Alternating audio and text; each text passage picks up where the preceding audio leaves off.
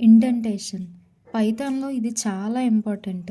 వేరే ప్రోగ్రామింగ్ లాంగ్వేజెస్‌లో C plus plus, Java curly braces use చేస్తాం కదా! బ్లాక్ ఆఫ్ కోడ్‌ని డిఫైన్ చేయడానికి. పైథాన్‌లో ఇండెంటేషన్ వాడతాం. అంటే ట్యాబ్ స్పేస్ లేదంటే 4 స్పేసెస్ అని మీనింగ్. ఈ ఎగ్జాంపుల్‌లో క్లియర్‌గా స్పేస్ అబ్జర్వ్ చేస్తే ఎవరి కింద ఎవరు వర్క్ చేస్తున్నారో క్లియర్‌గా తెలుస్తుంది. మేనేజర్ కింద టీమ్ లీడ్ కింద డెవలపర్ అండ్ టెస్టర్. ప్రోగ్రామ్ చూద్దాం. ఇక్కడ కోలన్ కనిపిస్తుంది కదా! అంటే నెక్స్ట్ ఇండెంటేషన్ ఫాలో అవ్వాలని మీనింగ్. మీరు ఎంటర్ క్లిక్ చేయగానే ట్యాబ్ స్పేస్‌తో ఇండెంటేషన్ ఫామ్ అవుతుంది. ఇంక కోడ్ మీరు అక్కడ రాయొచ్చు.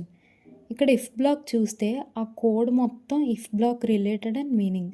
ఎల్స్ బ్లాక్ చూస్తే ఆ పర్టికులర్ బ్లాక్ మొత్తం ఎల్స్ రిలేటెడ్ అని అర్థం.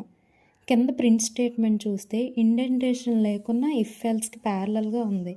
అది వాటి రిలేటెడ్ కాదు, కండిషన్తో సంబంధం లేకుండా ఎగ్జిక్యూట్ అవుతుంది. ప్రోగ్రామ్ అవుట్పుట్ చూద్దాం. ఇఫ్ కండిషన్ చెక్ చేయండి.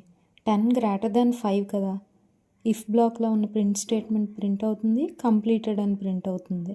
ఇప్పుడు నెంబర్ని 4 కింద చేంజ్ చేసా. ఇఫ్ చెక్ చేస్తే ఫాల్స్ అవుతుంది. ఎల్స్ కండిషన్కి రండి. 4 < 5 కదా! కండిషన్ ట్రూ అయింది. ఇప్పుడు ఎల్స్ బ్లాక్లో ఉన్న ప్రింట్ స్టేట్మెంట్ ప్రింట్ అవుతుంది, కంప్లీటెడ్ అని కూడా ప్రింట్ అవుతుంది.